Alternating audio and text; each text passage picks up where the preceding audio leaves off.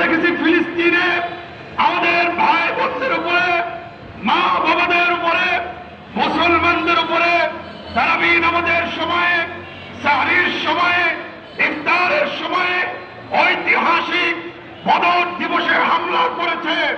সুতরাং আন্তর্জাতিক পরিমণ্ডলে চাপ সৃষ্টি করে ইসরায়েল এবং আমেরিকাকে বৈশ্বিকভাবে এক ঘরে করার পদক্ষেপ অনতিবিলম্বে গ্রহণ করতে হবে।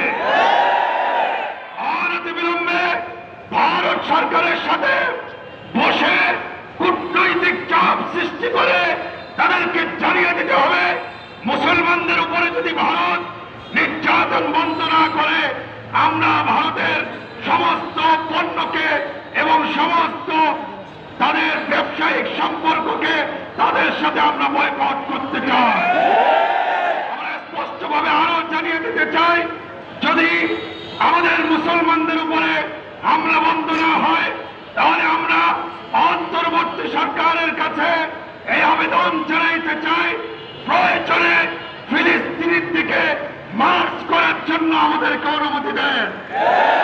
আমরা সরাসরি মার্চ করে করে ইনশাআল্লাহ নির্যাতিত মুসলিম মুসলমানদেরকে সরাসরি নিজেদের হাত দ্বারা কাফের মুশরিক বেঈমান ইহুদিদেরকে দাঁত ভরা জবাব দিতে চাই।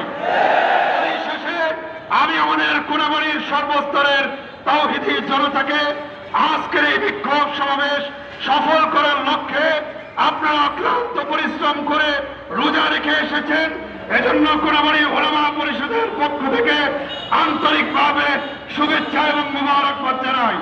এছাড়া আমি 1 মিনিট সময় নিয়ে বাংলাদেশ খেলাফত মজলিস এবং জাতীয় ওলামা মাশায়েখ আইম্মা পরিষদের নেতৃবৃন্দ যাদের সহযোগিতায় এবং বিশেষত বাংলাদেশ খেলাফত মজলিস প্রথম তারা কাজটি শুরু করছিল তাদেরকে মোবারকবাদ জানাই এবং আপনাদের কাছে কর জোরে অনুরোধ করি, মুসলমানদের রক্ত যেই সমস্ত টাকার মাধ্যমে গিলে খাচ্ছে ইহুদিরা মুশরিকরা, সেই ভারতীয় এবং ইসরায়েলের পণ্য বয়কট করার জন্য আমরা সকলে শপথ নিই।